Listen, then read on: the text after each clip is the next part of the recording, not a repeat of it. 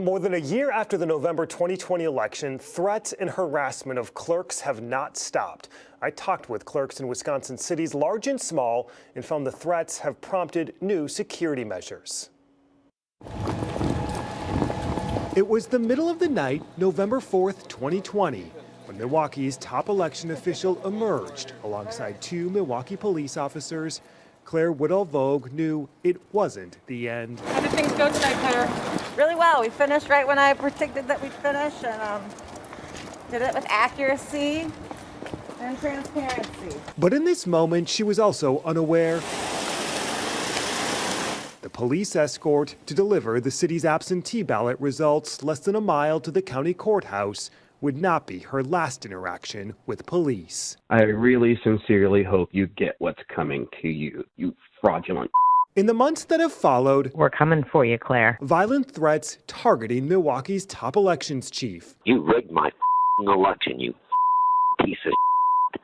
We're going to try you, and we're going to convict your piece of shit, and we're going to hang you. The death threats and endless streams of emails, some continue to this day. I live in a very safe neighborhood, and I'm having to worry about my safety because of what I do when I go to work every day. Is that something you ever thought about pre-2020? No, pre-2020, I would never think that I would be purchasing an alarm system to protect my safety because of my job. Now, more than a year after Election Day, 12 News has discovered urgent security changes underway across the state.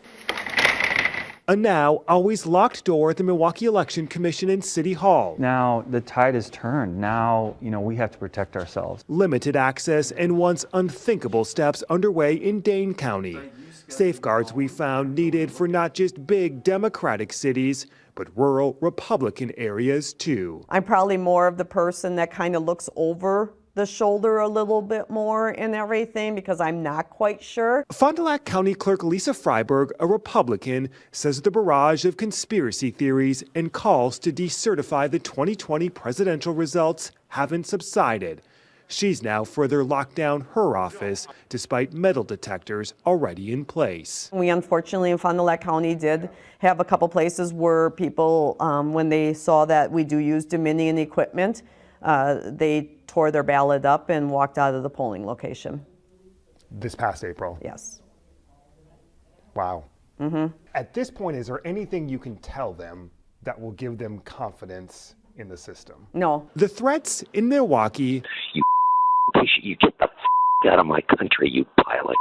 Perhaps the worst statewide, have gotten the attention of both Milwaukee police and the FBI. This is a coordinated attack.